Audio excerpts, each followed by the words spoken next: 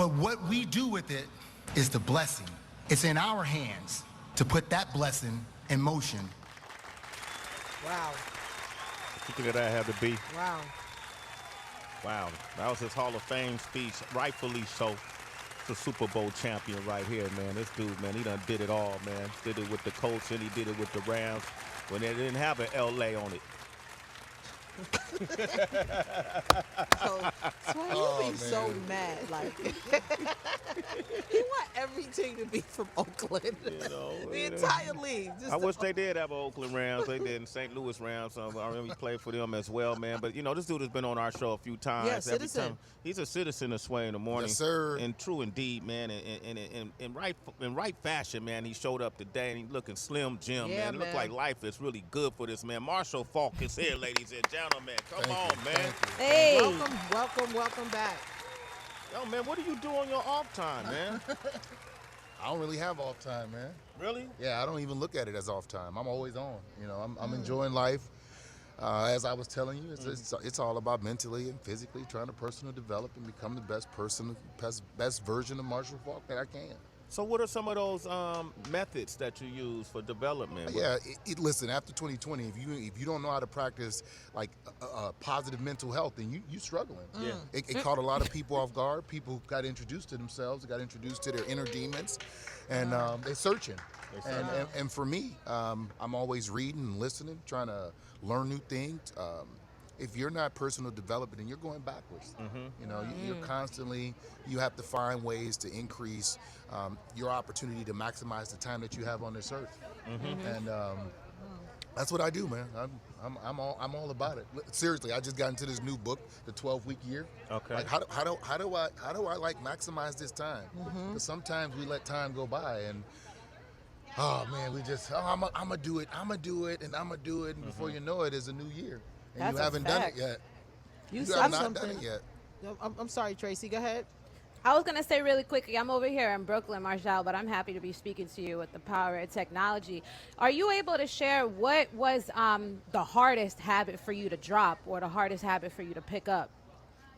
Yeah, well, I mean, the habit never stops because I'm from New Orleans. We eat. Well, I'm cultured to eat bad food, and that's going to be a part of my life. So I'm gonna continue to fight that struggle for the rest of my life. It's kind of like if you're an addict or something. If you're a drug addict, you're never over it. The opportunities, you're an alcoholic, you're never over it. You're constantly. So I'm always fighting that battle of that's the food that I know how to cook best. Yeah. And I always want to cook it. So how do if I want to look the way I look and I want to look my best, what's the balance? What's the balance to how I do it? So I'm always, it's my diet, it's eating at night, it's what I, like finding pleasure in food or just eating food to be healthy. That balance, it's always there. What, you a jambalaya guy? What's your dish? Jambalaya, gumbo, etouffee. I like it all, man. I like it all. Come on, man. Give me the shrimp po' boy, the oyster po' boy. I'll take the charred grilled oysters. I eat it all, man. What's your cobbler game like, though? Oh, yeah. I go to the peach. Okay. Strong on the peach. Strong on the peach? I like that. You like that? Yeah. I love it. But you said something on Marshall that, like, I was like, wow. You said during this past time we all had to live through, if you didn't get reintroduced to yourself almost, like you just been out of it, was there something about you that you rediscovered that you love about yourself and you said, I'm going to tap right back into that? I kind of left it alone. Like, I remembered how much I used to love to read, but I put it down. I don't know why. Maybe I made the excuse I don't have time to read anymore, and I picked it back up again, and it's been beautiful for me. What about for you? Yeah, I was just on the go. I was on the go building my brand, but I wasn't living my life. I was just building my brand. I was doing all the things to create these opportunities because I'm like, I want to have a legacy, leave this legacy for my kids, and I want to do this and I want to do that. And then 2020, I was like, hold on, wait. Man, I was just on the plane doing this, doing that. I wasn't even enjoying my life. Yo, that's crazy. Yes. So you acquire all this money, you do all this stuff, you're doing this, you have all these accolades, but you're not even living the life. And so it pause. I got to take some time for me, get reacclimated. Hey, Marshall, what do you really like doing? Yeah. What do you really like doing? What are the things that really make you happy? Man, I love this conversation, Yes. man, and I love that you're expressing it, and especially as a black man.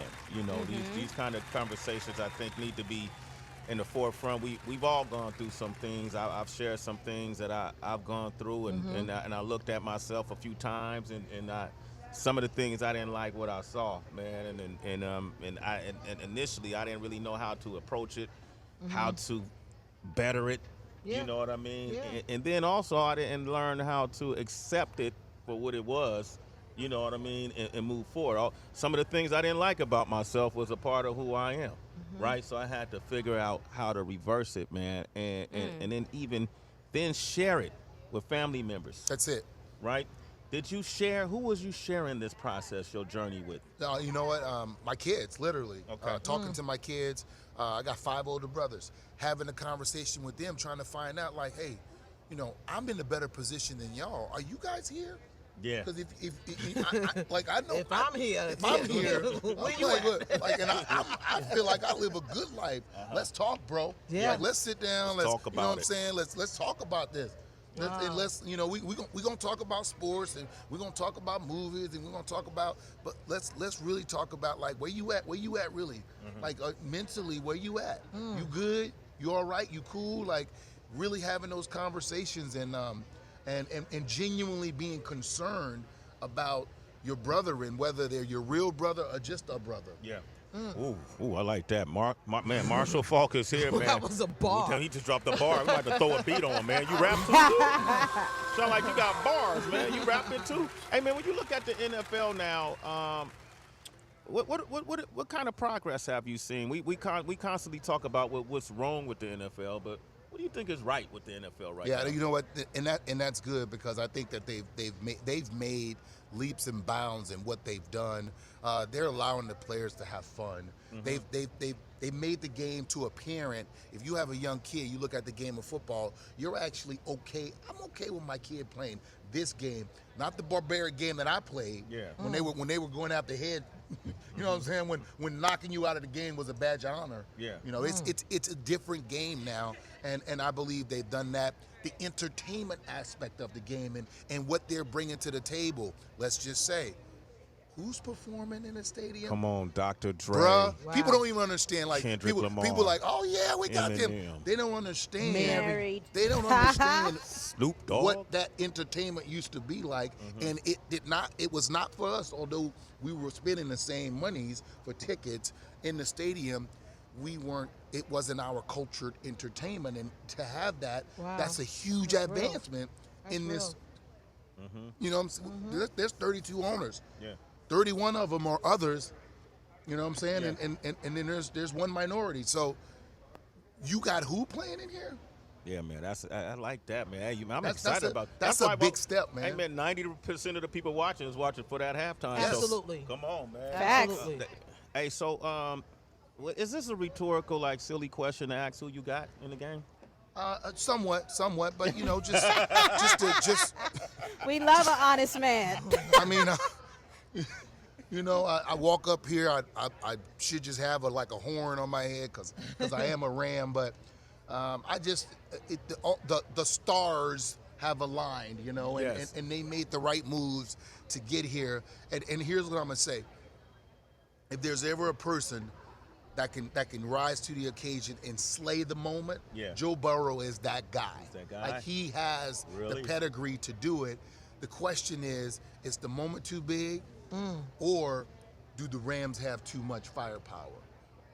That's that's literally what we're gonna watching to find see. out. That's what's going to be answered. Ooh, you got me excited about the game just like that. I want you to talk a little bit about the Foundation for a Drug-Free World. Yeah, And so- how did you get involved? Yeah, so just in being from New Orleans, understanding, growing, I grew up in the projects, Desire Projects, Ninth Ward, and I saw drugs my whole life, man. But I really didn't know. I wasn't really educated on it. I just knew to stay away from it. And, you know, I made the decision, like, that wasn't for me. And and for still in life, it's not for me. I don't hate on people if that's your thing. The only thing I'm always about, I'm big on education in everything that we do.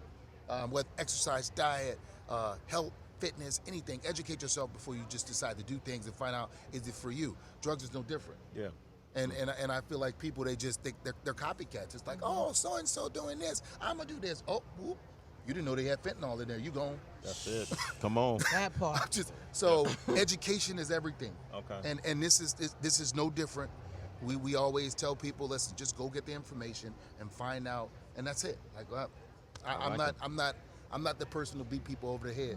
Okay. Hey, listen, you guys go to drugfreeworld.org /course. You can find out more about what they're doing. They got an online course. It's free of charge, available to all with materials in 20 different languages.